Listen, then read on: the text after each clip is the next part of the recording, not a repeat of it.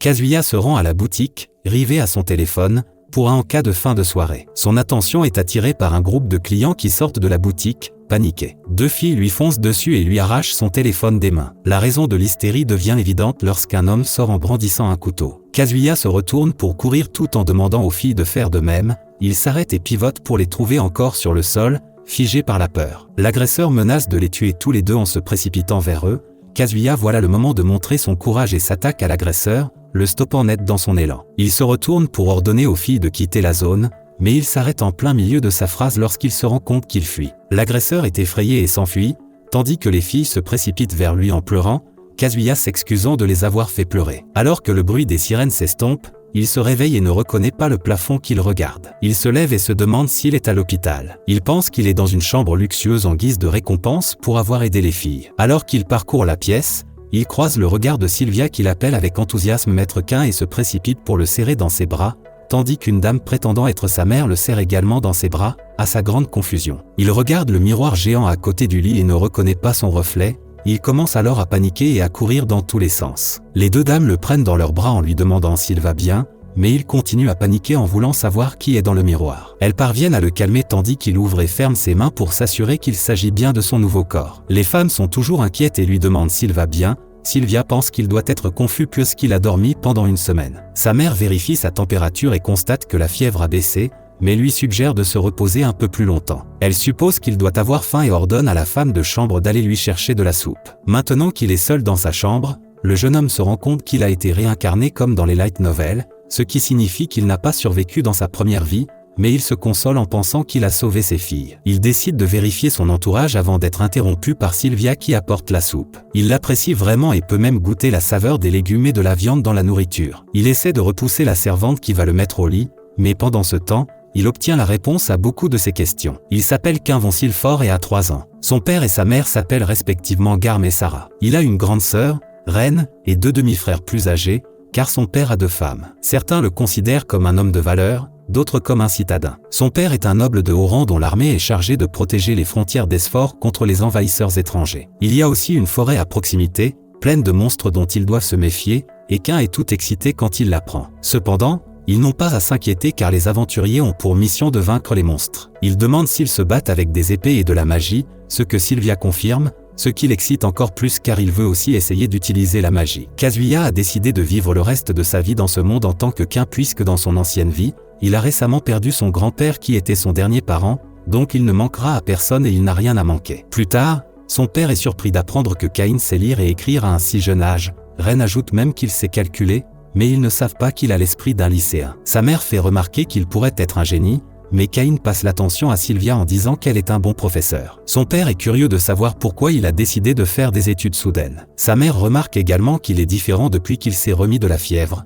Quin explique simplement qu'il essaie d'apprendre tout ce qu'il peut sur le monde. Son père trouve cela très admirable parce qu'il ne peut pas lui laisser son héritage, et il pense donc que c'est un bon pas pour Quin vers la réussite dans la vie. Voyant que son père le soutient, il le supplie de lui permettre de lire des livres sur la magie et l'histoire du royaume, et son père exauce son souhait. Sa mère est heureuse qu'il s'intéresse à la magie, mais Ren lui fait remarquer qu'il n'est pas encore prêt pour cela puisqu'il n'a pas encore atteint l'âge du baptême. Son père est d'accord sur ce point et dit qu'il devra attendre d'avoir 5 ans avant de pouvoir pratiquer, mais pour l'instant, il peut commencer à étudier les livres. Pendant qu'il étudie, Quin est surpris de constater qu'il peut utiliser la magie en créant du feu, mais il le cache rapidement lorsque Sylvia entre soudainement dans sa chambre. Il ne comprend pas pourquoi il peut l'utiliser à un si jeune âge, mais il est excité. Le garçon essaie à nouveau mais l'intensité du feu l'oblige à le jeter par la fenêtre. Il l'éteint rapidement lorsque la servante et sa sœur entrent. Il est certain que Ren l'a vu, mais elle a seulement compris qu'il étudiait le monde extérieur. Elle remarque qu'il est intéressé par le sujet et décide de lui en apprendre davantage en passant tous les jours dans sa chambre. Elle lui apprend les 300 ans d'histoire du royaume et les différentes races qui comprennent les elfes, les nains et les bêtes. Il y a aussi des peluches dans le monde, et tout cela lui donne envie de s'aventurer à l'extérieur. 2 ans passent et le jour du baptême de Quin arrive,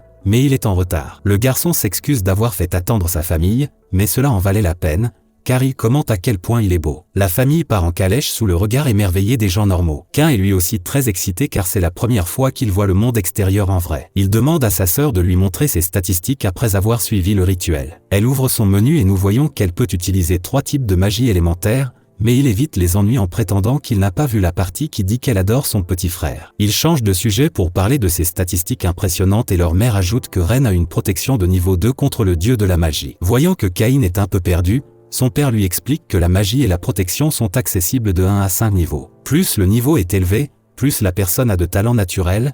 Leur mère ajoute que la protection est très pratique car elle détermine la quantité de magie nécessaire pour activer un sort, elle influe aussi sur les compétences. Cette protection est donnée par un dieu qui fait partie de la foi Marineford qui est pratiquée dans le royaume. Certains disent que le dieu porte un chapeau de paille. Le peuple voue son culte au dieu des 7 piliers. Le rituel du baptême a pour but d'informer ces dieux que Caïn a atteint l'âge de 5 ans. Alors que toute la famille s'agenouille devant les 7 statues, Ren espère que son jeune frère bénéficiera de la protection et de la magie des dieux. Le prêtre s'avance pour commencer la cérémonie, il ouvre un livre et prie sur lui avant d'informer officiellement les dieux qu'il a atteint l'âge adulte, tout en les implorant de lui montrer le chemin qu'il doit suivre. Caïn entend le rire d'un vieil homme et l'endroit devient lumineux. Il est transporté dans le monde des dieux. À sa grande surprise, il se trouve devant les 7 divinités qui sont assises autour d'une table. Elles ont attendu ce jour avec impatience et s'adressent à lui en l'appelant Kazuya. Cela le surprend car personne ne lui a dit qu'il serait transporté. Le dieu principal Zenom se présente et Caïn fait des commentaires sur le vieil homme, mais il l'informe qu'il peut entendre tout ce qu'il pense. Zenom ordonne à Rim, le dieu de la mort et de la renaissance, d'expliquer sa situation. Elle révèle que sa mort était inattendue car, s'il n'avait pas interrompu le coupable,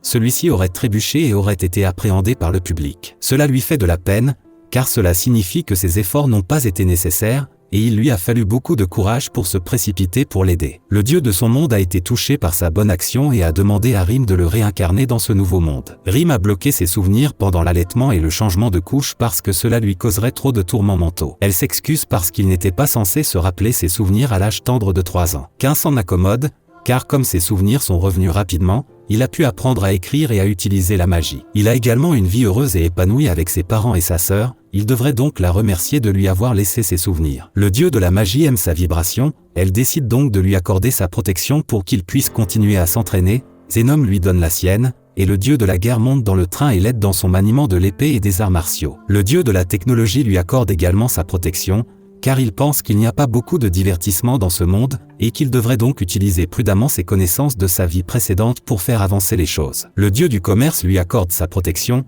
ce qui lui permet d'utiliser les compétences de jugement et de boîte à objets. Enfin, la divinité de la terre fait salle comble et lui explique que ses avantages sont uniques, ce qu'il apprendra à son retour. Il remercie tout le monde au moment où Zenom leur annonce que son temps touche à sa fin. Il rit en renvoyant Caïn. Le prêtre commente que c'est la première fois qu'il voit les dieux briller d'un tel éclat. Le père de Caïn suppose que son fils a reçu beaucoup de protection et demande à Caïn de montrer son statut. En regardant les protections qu'il a reçues, Caïn sait que ce serait un problème s'il devait les montrer, alors il fait semblant d'avoir mal à l'estomac pour s'enfuir pour l'instant. Il se cache sous l'une des étagères et ouvre son statut en privé, même s'il est choqué par les chiffres et heureux de ne pas les avoir montrés. Il a le niveau 10 pour toutes les formes de magie, les arts militaires et martiaux ainsi que les compétences de la boîte à objets sont tous au niveau 10. Il est également protégé contre tous les dieux au niveau 10. Il se demande à quoi les dieux ont pensé en faisant cela, car d'après les explications de son père, il pensait que le niveau le plus élevé était de 5. Caïn sait maintenant de quoi Zenom se moquait, le garçon essaie de trouver un moyen de cacher ses chiffres.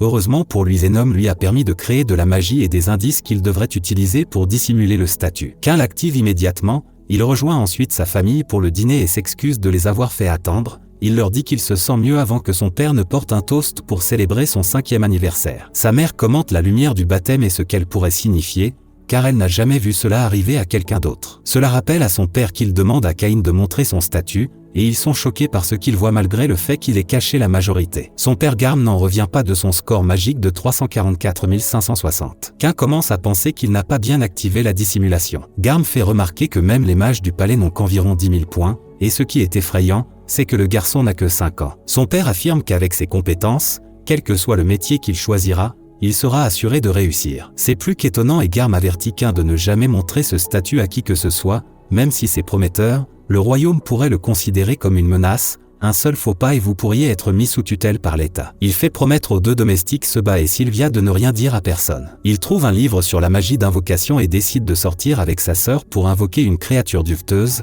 mais il appelle un démon à la place. Le démon s'apprête à attaquer sa sœur, Caïn a un flashback des derniers instants de sa vie précédente et saute à nouveau dans le danger, il essaie de frapper le monstre avec un sort de feu, mais le monstre l'attrape et le pousse. Sa volonté de protéger sa sœur et son ami le pousse à renvoyer le monstre, il s'écrase sur le sol et perd connaissance. Il se réveille à la joie de la jeune fille et se réjouit que cette fois-ci, les gens sourient grâce à ses actions. Plus tard, il est présenté lors de ses débuts à une foule qui le regarde avec admiration, Quinn fait un discours et révèle son souhait de protéger tout le monde en devenant un aventurier. L'épisode se termine ainsi.